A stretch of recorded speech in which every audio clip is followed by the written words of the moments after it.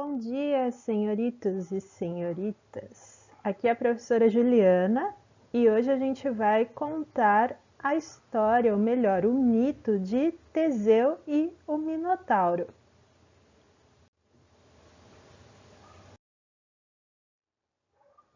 Antes de começarmos a história, a gente tem que localizar onde que ela aconteceu. E aqui a gente está vendo o mapa da Grécia.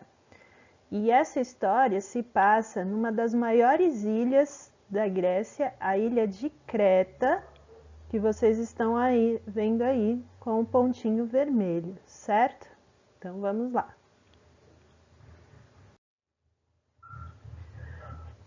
Toda essa história começa com Zeus, que está aí representado nesta estátua. Zeus era o deus mais poderoso do Olimpo, que era a casa dos deuses gregos. Zeus era o criador de tudo, o deus mais importante, o pai de todos os deuses. Então a história toda começa, pouco poderoso ele, não? A história começa com ele. Justamente porque Zeus ficou encantado, ficou apaixonado, ficou louquinho pela princesa Europa, uma princesa fenícia. Só que ele tinha muito medo de se aproximar dela e ser rejeitado. Então ele teve a ideia de, sabendo que a princesa Europa gostava muito de touros, né? Ela se encantava com os touros, achava eles muito bonitos, ele se transformou num deles e se aproximou da princesa. E essa ideia deu muito certo, porque daí ela não teve medo, né, da presença, né, de um deus, e foi acariciar o touro. Nisso, Zeus, muito do espertinho, raptou a princesa e a levou embora. E então se casou com ela. Dessa união, eles tiveram 3 filhos, mas o filho que interessa aqui para a nossa história é o Minos. Minos, então, filho de Zeus com a princesa Europa, que futuramente se tornaria o rei de Creta, que foi a ilha que a gente viu ali no mapa, certo? E Minos era muito, né, como todos os gregos tinham seus deuses e suas adorações, ele adorava o deus Poseidon. Lembrem-se do quão importante era o mar para os gregos, né, tanto no sentido de comércio quanto no sentido de locomoção. A gente já viu isso. E o rei Minos pediu a Poseidon, né, o rei dos mares, que desse para ele de presente um boi, né, um touro, para que ele pudesse sacrificar em homenagem ao Poseidon. Isso, caros aluninhos e aluninhas, era uma prática super comum fazer sacrifícios aos deuses, tanto sacrifício de animais, como em alguns casos sacrifícios humanos. Nossa, Sora, pois é. Então Poseidon preparou um boi magnífico, um touro lindo, maravilhoso para dar de presente para o rei Minos. Minos ficou tão encantado com aquele boi lindo que Poseidon deu para ele que ficou com dó de sacrificá-lo e decide escolher um boi do seu próprio rebanho para fazer o sacrifício. Só que isso não deu muito certo, porque Poseidon ficou furioso com essa história. Como assim? Eu te preparo um boi para você fazer um sacrifício em minha homenagem e você me escolhe um de segunda linha? Não, não pode. Poseidon ficou tão bravo que resolveu se vingar do rei Minos. Então ele próprio, olha aí a história acontecendo de novo. Ele próprio se transformou num boi, né, num touro de olhos azuis. Vejam aí na imagem do slide o detalhe deste vaso grego. E não só esse boi lindo, né, de olhos azuis, forte, poderoso, como ele se aproximou da rainha Pasífia, que era ninguém menos que a esposa do Minos. Ele seduziu a Pasífia e os dois, né, tiveram um namoro, vamos dizer assim, e a Pasífia engravidou do Poseidon, que estava transformado em touro. O resultado deste romance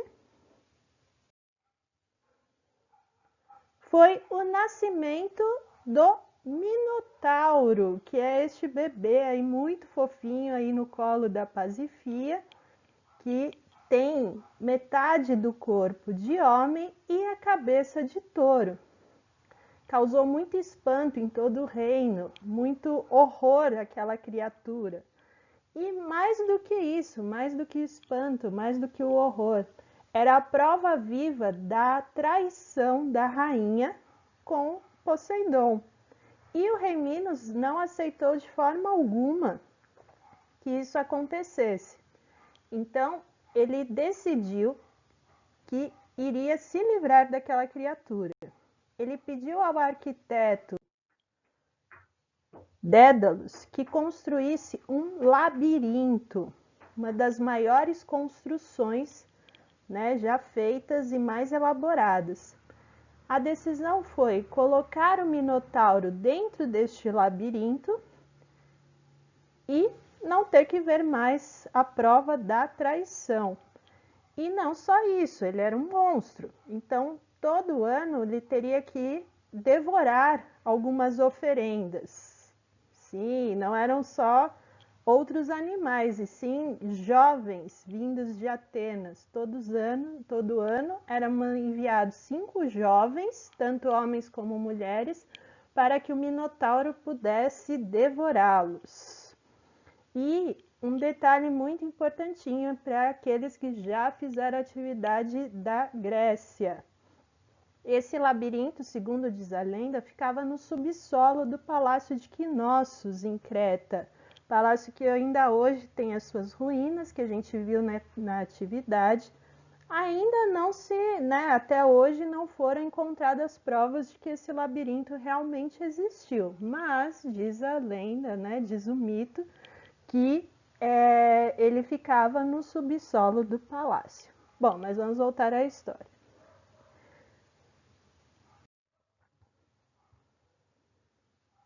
Então, o problema, aquele monstro, e somente a história daquele monstro do Minotauro era conhecida por todos, e todos temiam, e principalmente os jovens de Atenas que podiam virar oferendas, do nosso querido amigo Minotauro.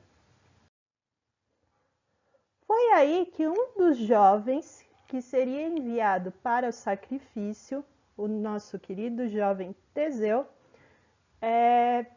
pensou como que ele poderia sair vivo daquela situação. Afinal, ele não estava nem um pouquinho afim de virar lanchinho do Minotauro. Qual que foi a solução? Antes de seguir para a ilha de Creta, ele consultou o oráculo de Delfos. Professora, o que é o oráculo de Delfos? Muito bem, eu explico. O oráculo de Delfos era um templo onde ficavam os sacerdotes e as sacerdotisas responsáveis por fazer oferendas e orações aos deuses gregos, e um dos mais famosos templos nesse sentido de toda a Grécia. E lá ele pergunta aos sacerdotes como que ele poderia fazer para se livrar daquela situação. E a resposta foi que ele só se livraria através do amor. Ah, o amor salva tudo. Foi então que ele, chegando na ilha de Creta, ele conheceu, já pronto para virar oferenda, ele conheceu a filha do rei Minos, a Ariadne. E a Ariadne, de imediato, já se encantou pelo Teseu, E se ofereceu para ajudá-lo a se livrar, de virar comidinha do Minotauro. O Teseu, então, o que ela fez? Primeiro lhe deu uma espada né, para que ele pudesse se defender, uma espada mágica. E segundo, teve a ideia de dar a ele a ponta do novelo de lã, que vocês estão vendo aí na imagem. Dessa forma, o Teseu conseguiria entrar no labirinto e, seguindo a linha na volta, conseguir sair do labirinto, que não era só a questão de entrar e se salvar, né, do Minotauro. Ainda tinha a questão que o labirinto era tão bem feito que quase impossível de alguém conseguir entrar e sair deste labirinto. O plano deu muito certo. O Teseu encontrou o Minotauro, eles travaram a batalha. Teseu decepou, né, ou seja, cortou a cabeça do Minotauro com sua espada mágica, derrotou o monstro e, graças ao fio da Ariadne, conseguiu sair daquela situação. E aí ele saiu, a princesa apaixonada, então vamos nos casar. Que lindo! Só que acontece que quem estava apaixonada nessa história era a Ariadne. O Teseu mais usou, né, a agilidade da princesa para se dar bem nessa história.